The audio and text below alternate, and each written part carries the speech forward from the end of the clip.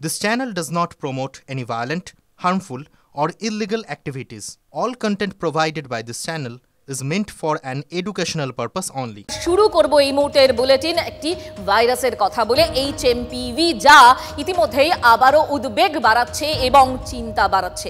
তার কারণ কর্ণাটকের পর এবার গুজরাটেও মানে দেশের মধ্যে আরও একটা রাজ্যে HMPV সংক্রমিতের খোঁজ মিলেছে। আহমেদাবাদেও হাসপাতালে ভর্তি 2 মাসের শিশু, বেঙ্গালুরুর ব্যাপটিস্ট হাসপাতালে ভর্তি 8 মাস এবং 3 মাসের 2 শিশু। কেমন আছে তারা? চিকিৎসকরা কি বলছেন? কি এখনো পর্যন্ত অবজারভেশন কি রয়েছে এবং এই যে নতুন করে আরও একজনের খোঁজ মিলল, সবটাই জানবো এই মুহূর্তে। জ্যোতির্ময় কর্মকার আমাদের সঙ্গে রয়েছেন, আমার সহকর্মী। জ্যোতির্ময়, দেখো, নতুন করে গুজরাটের আহমেদাবাদে আরো এক শিশু আক্রান্ত হওয়ার খবর পাওয়া গিয়েছে এবং বেসরকারি হাসপাতালে ভর্তি রয়েছে এই শিশু। কিন্তু চিকিৎসকরা বলছেন প্রত্যেক বছরই শীতকালের এই মরশুমে HMPV ভাইরাসের সংক্রমণ দেখা যায়, কিন্তু তার মারণ ক্ষমতা মোটেও খুব একটা গুরুত্বপূর্ণ নয়। কিন্তু যে বিষয়টির উপর এই মুহূর্তে নজর দেওয়া হচ্ছে এবং কেন্দ্রীয় স্বাস্থ্য মন্ত্রক যে কারণে যথেষ্ট উদ্বিগ্ন এবং প্রত্যেকটি রাজ্যের স্বাস্থ্য দপ্তরের সঙ্গে তারা যোগাযোগ করছে, তা হচ্ছে HMPV ভাইরাসে কোনো রকম মিউটেশন হচ্ছে কিনা, অর্থাৎ যে স্ট্রেন পাওয়া গিয়েছে সেই স্ট্রেন কোনো অভিযোজিত স্ট্রেন কিনা, সেই বিষয়টি সব থেকে বেশি গুরুত্বপূর্ণ। এবং এই কারণেই যারা HMPV আক্রান্ত হচ্ছে তাদের প্রত্যেকের রেকর্ড রাখা হচ্ছে এবং কেন্দ্রীয় স্বাস্থ্য মন্ত্রকের কাছে যাবতীয় রিপোর্ট পাঠাতে বলা হয়েছে। কর্ণাটকে বেঙ্গালুরুতে প্রথম আমরা জানতে পেরেছি যে ব্যাপটিস্ট হসপিটালে 3 মাসের একজন শিশুকে আক্রান্ত হিসেবে পাওয়া যায়। তার ব্রঙ্কো নিউমোনিয়া ছিল এবং ইতিমধ্যেই সেই শিশু সুস্থ হয়ে যাওয়ার পর তাকে বাড়ি পাঠিয়ে দেওয়া হয়েছে। তার পরবর্তী ক্ষেত্রে তার HMPV রিপোর্ট এসছে। 8 মাসের শিশু, তারও ব্রঙ্কো নিউমোনিয়া রয়েছে এবং এখনো পর্যন্ত সে চিকিৎসাধীন রয়েছে এবং তার দ্রুত শারীরিক অবস্থার উন্নতি হচ্ছে। এবং তাদের থেকে যে নমুনা সংগ্রহ করা হয়েছে তা কিন্তু আপাতভাবে বেসরকারি হাসপাতালে টেস্ট হয়েছে। কর্ণাটকের স্বাস্থ্য দপ্তর তারা আলাদা করে টেস্ট করছে, আহমেদাবাদের ক্ষেত্রেও তাই বেসরকারি হাসপাতালে প্রাথমিক টেস্ট হয়েছে এবং যাবতীয় নমুনা পাঠানো হচ্ছে পুনেতে এবং সেই পুনে থেকে রিপোর্ট আসার পরেই কিন্তু কেন্দ্রীয় স্বাস্থ্য মন্ত্রক হচ্ছে। তাদের কি ধরনের লক্ষণ দেখতে পাওয়া যাচ্ছে, চিকিৎসকরা কি বলছেন? দেখো, তাদের ক্ষেত্রে যে বিষয়গুলি আমরা জানতে পারছি যে সাধারণত যে জ্বর, সর্দি, কাশি দেখতে পাওয়া যায় সেই ধরনেরই উপসর্গ এই শিশুদের ক্ষেত্রেও পাওয়া যাচ্ছে এবং অনেকের ক্ষেত্রে রেসপিরেটরি প্রবলেম হচ্ছে, অর্থাৎ তাদের শ্বাসকষ্ট হচ্ছে এবং যেহেতু সেই শ্বাসকষ্ট শিশুদের ক্ষেত্রে হচ্ছে তাই তাদেরকে হাসপাতালে ভর্তি করতে হয়েছে। কিন্তু সেই শ্বাসকষ্টও কিন্তু এমনি জ্বরের ক্ষেত্রে যেভাবে নিয়ন্ত্রণ করা হয় সেইভাবেই নিয়ন্ত্রণ করা গিয়েছে এবং ক্রমশ তাদের শারীরিক অবস্থার উন্নতিও হচ্ছে, যেটা অত্যন্ত ইতিবাচক একটি দিক।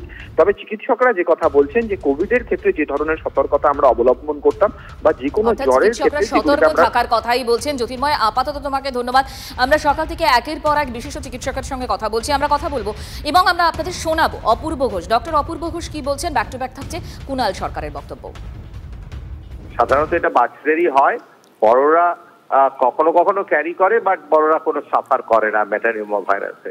তবে একটা যদি মিউটেন্ট স্ট্রেইন হয়ে থাকে সেটা এখনো জানা যায়নি যে এটার কোনো মিউটেশন হয়েছে কিনা, সেটার জন্য আমাদেরকে ওয়েট করতে হবে। আমরা করোনার সময় বাচ্চাদেরকে মাস্ক পরানো এগুলো বলিনি, তো আমরা এখন সেই একই যেটা করোনার সময়, যেটা কোভিডের সময় যেটা বলেছিলাম, এখনো বাচ্চাদের জন্য সেটাই প্রযোজ্য। তবে হ্যাঁ, হাতটা যাতে পরিষ্কার থাকে সেটা দেখতে হবে। আমরা ভারতবর্ষে কোভিডের জেনেটিক অ্যানালিসিস করতে করতে প্রায় 1 বছর সময় কাটিয়ে দিয়েছিলাম। We should not do the same thing again. প্রথম থেকে কেয়ারফুল হতে হবে। RT-PCR এ কিছু বাচ্চাদের বেরোচ্ছে, তার ডিটেল জেনেটিক রিপোর্টটা কি এখনো অবধি ওয়ার্ল্ড ওয়াইড এটাকে সেই গত 25 বছর ধরে আমরা যে RNA রেসপিরেটরি ভাইরাস বলে জানি সেটাকেই এই চেনা লোক পরিচিত ভাইরাস আরেকবার তার প্রাদুর্ভাব ঘটছে। অর্থাৎ চিকিৎসকরা স্পষ্ট কথা বলছেন যে আতঙ্কে নয়, সতর্ক থাকুন, সেই সতর্কতার কথা বলছে TV9 বাংলাও। ইতিমধ্যেই ভারতে প্রবেশ করেছে এই চীনা ভাইরাস, যার জন্যই আমরা এত কথা বলছি। তার প্রকোপ ঠেকাতে ভারতের সতর্কতা। HMPV সংক্রমণের আশঙ্কায় কোভিডের মতোই পরিকাঠামোগত সতর্কতার প্রস্তুতি রাখতে নির্দেশ। সংশ্লিষ্ট সব দফতরকে নির্দেশিকা জারি করেছে দিল্লি এবং মহারাষ্ট্র সরকার। কুম্ভ মেলাতেও সতর্কতা জারি করেছে উত্তরপ্রদেশ সরকার। মাস্ক পরার পরামর্শ দিয়েছে কেরালের স্বাস্থ্য দপ্তর। পরিস্থিতির দিকে নজর রাখছে তেলেঙ্গানা সরকারও। বিশেষ করে বয়স্ক, অন্তঃসত্ত্বা এবং শিশুদের স্বাস্থ্যের দিকে বিশেষ নজর রাখার পরামর্শ দেওয়া হয়েছে। ভারতে প্রথম কোভিডও ধরা পড়েছিল কেরলে, ফলে এবার বাড়তি সতর্ক কেরল সরকার।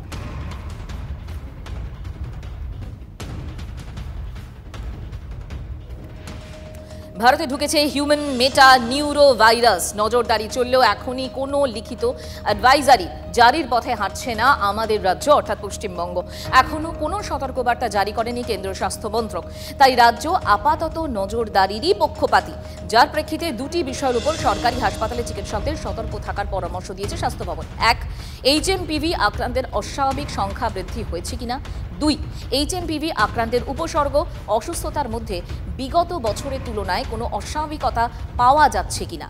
স্বাস্থ্য ভবনের আধিকারিকদের একাংশের বক্তব্য যে চীনে HMPVর প্রকোপের মূলে কোন স্ট্রেন দায়ী সে বিষয়ে কোনো তথ্য নেই এখনো পর্যন্ত। আর এই পরিস্থিতিতে আক্রান্তের নমুনা সংগ্রহ করে স্ট্রেন পরীক্ষা করা হলেও সেটি চীন থেকে আমদানি হয়েছে কিনা তা বোঝার উপায় নেই। তাই দুই মাপকাঠিতে নজরদারির মধ্যেই আপাতত সীমাবদ্ধ থাকছে স্বাস্থ্য ভবন।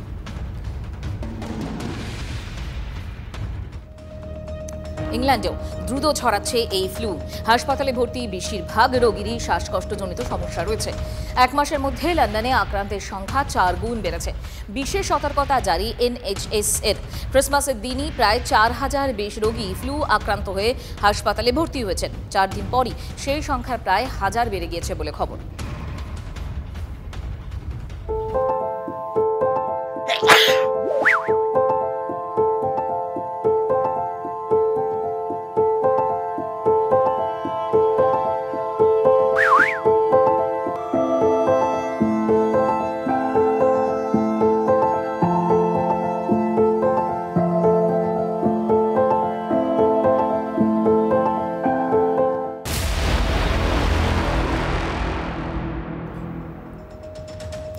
এবার আসি পরের খবরে। পশ্চিমবঙ্গে অনুপ্রবেশকারীদের গোপন পথ নিয়ে আরও উদ্বেগ। কোচবিহার থেকে সুন্দরবন সীমান্তে বিভিন্ন অংশ খতিয়ে দেখার পর তৈরি রিপোর্ট। প্রায় 200-র বেশি জায়গা চিহ্নিত। দক্ষিণবঙ্গ ফ্রন্টিয়ারের অন্তর্গত সীমান্তে 135টি জায়গা, উত্তরবঙ্গ ফ্রন্টিয়ারের অন্তর্গত সীমান্তে 75টি জায়গা, কোচবিহারের সীমান্তে 8 থেকে 10টি জায়গা চিহ্নিত। এগুলিকে ব্ল্যাক স্পট হিসেবে দাবি করা হচ্ছে। বিএসএফ এর পূর্বাঞ্চলীয় কমান্ড সূত্রে খবর যে দুর্গম এলাকা, নদীর চোরা স্রোত সহ একাধিক কারণে ওই অংশগুলি নজরদারির বাইরে থেকে যাচ্ছে। অতীতে গরু পাচারের জন্য ব্যবহার করা হতো এই ব্ল্যাক স্পটগুলো। এখন সেই জায়গাগুলো অনুপ্রবেশকারীরা হাতিয়ার করছে। বিএসএফ এর পূর্বাঞ্চলীয় কমান্ড সূত্রে খবর যে এই জায়গাগুলির একাংশতে ইতিমধ্যেই বাড়তি বাহিনীও মোতায়েন করা হয়েছে। বিশেষ নজরদারির আওতায় আনার সিদ্ধান্ত নিয়েছে এবং সূত্রের খবর যে কোচবিহার থেকে সুন্দরবন পর্যন্ত পশ্চিমবঙ্গে বাংলাদেশ সীমান্ত রয়েছে 2217 কিলোমিটার, যার মধ্যে দক্ষিণবঙ্গ ফ্রন্টিয়ারের অধীনে স্কুল সীমান্ত রয়েছে 913 কিলোমিটার এবং জল সীমান্ত 364 কিলোমিটার।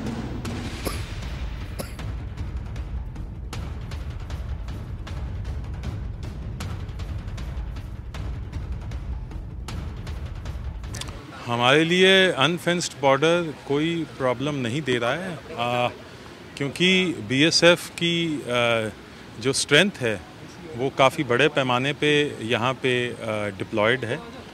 प्लस जैसे मैंने पहले बताया कि जो हमारी टेक्नोलॉजी है वो आजकल इतना इवॉल्व कर गई है कि उससे भी हम लोग रिमोटली बहुत अच्छे से अपने अनफेंस्ड बॉर्डर्स को गार्ड कर सकते हैं। गवर्नमेंट ऑफ इंडिया की ये बहुत बड़ी प्रायोरिटी है और बड़ी स्पीड से फेंसिंग का काम चल रहा है। तो मैं नहीं मानता हूँ कि किसी को भी बिल्कुल भी घबराने की ज़रूरत है। बिल्कुल अच्छे से सेफ गार्डेड है हमारे बॉर्डर्स। ব্ল্যাক স্পট নিয়ে একটা চিন্তা কারণ থেকেই যাচ্ছে, সে নিয়ে উদ্বেগ যেহেতু রয়েছে, বিএসএফ এর তরফ থেকে কি ব্যবস্থা নেওয়া হচ্ছে, কি তাদের পদক্ষেপ, সবটাই জানবো। শান্ত ভট্টাচার্য আমাদের সঙ্গে রয়েছেন, আমার সহকর্মী। শান্ত, একদমই দেখো, বিএসএফ এর তরফে যে রিপোর্ট তৈরি করা হয়েছে তাতে কিন্তু নির্দিষ্ট করে এই দক্ষিণবঙ্গ ফ্রন্টিয়ারের 195টি, উত্তরবঙ্গ ফ্রন্টিয়ারের 75টি এবং কোচবিহার যা গুয়াহাটি ফ্রন্টিয়ারের মধ্যে পড়ে সেই কোচবিহার এলাকার 8 থেকে 10টি এলাকা চিহ্নিত করা হয়েছে। এই চিহ্নিত করা এলাকাগুলো কিন্তু নিয়ে বিশেষ মাথা ব্যথা বিএসএফের, কারণ বিএসএফ যেটা জানিয়েছে তাদের রিপোর্টে যে এই এলাকাগুলোর একাংশতে বাড়তি বাহিনী মোতায়েন করা হয়েছে, কিন্তু অনেক জায়গা রয়েছে যে জায়গা দুর্গম এলাকা হওয়ায় বা নদী বর্ডার উদ্ধার হওয়ায় বা নদীতে চোরাস্রোত থাকায় কোনোভাবে সেখানে বাহিনী মোতায়েন করা যাচ্ছে না। আর সেটাকেই মূলত হাতিয়ার করছে এই অনুপ্রবেশকারীরা, কারণ তারা কোথাও বুঝতে পারছে যে জওয়ানরা সেখানে পৌঁছতে পারবে না, আর সেই কারণে কোনোভাবে সেটা জলপথেই হোক বা স্থলপথেই হোক সেখান থেকে অনুপ্রবেশ করাচ্ছে। আরও একটি গুরুত্বপূর্ণ বিষয়, এই প্রত্যেকটা অনুপ্রবেশ যেখান থেকে হচ্ছে সেই এলাকাগুলো কিন্তু অতীতে গরু পাচারের অন্যতম করিডোর হিসাবে পরিচিত ছিল। গরু পাচার বন্ধ হয়ে গিয়েছে, অনুপ্রবেশ শুরু হয়ে গিয়েছে। সেই জায়গায় দাঁড়িয়ে এই পয়েন্টগুলো অর্থাৎ ব্ল্যাক স্পটগুলো কী করে বন্ধ করা যায় সেটা নিয়ে কিন্তু এখন চিন্তার বিষয় বিএসএফ কর্তৃপক্ষের কাছে। তারা বারবার করে বর্ডার গার্ড অফ বাংলাদেশের সঙ্গে বৈঠক করেছে। মূলত যে পয়েন্টগুলোকে নিয়ে সবথেকে চিন্তা সেগুলো নিয়ে তারা বৈঠকে বসছে। তারা বেশ কয়েকটি পয়েন্টে ইতিমধ্যে বিজিবির সঙ্গে বৈঠকে বসেছে, কিন্তু সমস্যার সমাধান কিন্তু হচ্ছে না। আজ বাংলাদেশের সিচুয়েশন অর্থাৎ পরিস্থিতি খারাপ হওয়ার পর যে এলাকাগুলো থেকে বাড়তি অনুপ্রবেশের ঘটনা ঘটছে তার মধ্যে 80% কিন্তু এই যে ব্ল্যাক স্পট বা যে এলাকাগুলোকে নির্দিষ্ট করা হয়েছে। সব মিলিয়ে বিএসএফ এর কপালে কিন্তু চিন্তার ভাঁজ পড়ছে, কারণ এই জায়গাগুলোকে নিয়ে এখনো কোনো সমাধান করা যাচ্ছে না। ড্রোন তারা চালাচ্ছে, ড্রোনের মাধ্যমে কিন্তু ধরা পড়ছে যে রাতের অন্ধকারে কিভাবে এই একের পর এক অনুপ্রবেশের ঘটনা ঘটছে। নজর রাখো। আপাতত তোমাকে ধন্যবাদ।